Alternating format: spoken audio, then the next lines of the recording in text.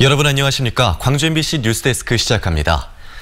정부가 지역별로 예비 타당성 면제 사업을 선정해 조만간 발표할 예정입니다. 국가 균형 발전 차원에서 지역의 핵심 사업에 대한 경제성 분석 절차를 생략하겠다는 건데요. 광주 전남에서 신청한 사업들은 어떤 것이 있을까요? 정용욱 기자가 정리해드립니다. 예비 타당성 면제 사업이 주목받게 된 건 문재인 대통령이 신년 기자회견에서 언급한 게 컸습니다. 경제성을 따지는 예비 타당성 조사로 인해 지역의 대형 프로젝트 추진에 어려움이 많다며 국가 균형 발전을 위해 광역별로 한 개씩의 사업을 선정하겠다고 밝힌 겁니다. 광역별로 한 건 정도의 어떤 공공 인프라 사업들은 좀 우선순위를 정해서 예비 타당성 면제 사업으로 광주시는 인공지능 기반 과학기술 창업단지 조성과 광융합산업 맞춤형 제조혁신 플랫폼 구축 사업 두 가지를 신청했습니다. 특히 첨단 3지구의 인공지능 분야의 글로벌 허브를 만드는 인공지능 기반 사업은 광주의 미래 먹거리를 위한 전략 사업으로 추진되고 있습니다. 기업체는 6천여 개 기업을 만들어낼 거고요. 연구 인력도 5천여 명을 만들어낼 겁니다. 여기에 그 인재 양성 5천여 명은 이 바로 창업으로 연결될 수 있는 인재들입니다. 전남은 남해안 신성장 관광벨트를 구축한다는 목표 아래 섬과 섬, 섬과 육지를 연결하는 사업 3가지를 신청했습니다. 광주가 미래 혁신 성장에 방점을 뒀다면 전남은 공공인프라 건설에 초점을 맞춘 셈입니다. 모두 수천억 원의 예산이 들기 때문에 예비 타당성 면제 없인 추진하기가 어려운 사업들입니다. 대통령님께서 각 시도 간에 꼭 해야 될 사업이 있다면은 예타가 설령 안 나올 수 있는 사업도 이번 기회에 할 수 있는 방안을 만들자 해서 전국 17개 광역자치단체에서 모두 38건의 예비 타당성 면제 사업을 신청한 가운데 정부가 이르면 이달 안에 선정 결과를 발표할 예정이어서 각 시도 간 총력전이 펼쳐지고 있습니다.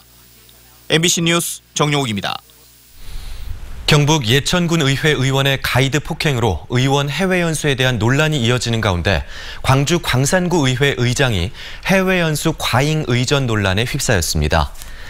광주 광산구 의회 배모 의장은 지난해 10월 3박 5일간 전통시장 개선 우수 사례를 배우겠다고 네덜란드로 단독 연수를 가면서 전통시장 업무 담당 공무원 1명과 구의회 수행 직원 1명을 동행해 과잉 의전 논란이 일고 있습니다. A 의장은 자료 수집과 사진 촬영 등 효율적인 연수를 위해 업무 담당자와 영어에 능통한 직원을 대동한 것일 뿐 과잉 의전은 없었다고 해명했습니다. 더불어민주당이 무소속 손금주 이용호 의원의 입복당 문제를 내일 최종 결정합니다. 민주당 당원자격심사위원회는 민주평화당의 전신인 국민의당에서 활동해온 두 의원의 입당과 복당 문제를 내일 재논의해 매듭짓기로 했습니다. 당내 반대 여론과 함께 공동교섭단체 자격 회복을 위해 두 의원을 영입하려 해온 민주평화당이 강하게 반발하고 있는 가운데 민주당 지도부는 평화당과의 협력관계 등을 고려해 고심하고 있는 것으로 알려졌습니다. 두 의원의 입복당이 받아들여질 경우 평화당 내 호남 의원들의 연쇄 이동으로 이어질 수 있어서 결과에 따라서는 호남발 정계 개편을 불러올 가능성도 있습니다. 오늘 오후 3시 10분쯤 여수 만흥동의 도로에서 승용차가 가로등을 들이받고 불에 탔습니다. 이 사고로 차에 타고 있던 20대 남성 3명이 경상을 입고 병원으로 옮겨졌습니다. 이에 앞서 오늘 오전 10시 25분쯤 순천시 별량면의 한 주택에서는 60살 A씨와 56살 B씨가 일산화탄소에 중독돼 병원에서 치료를 받고 있습니다.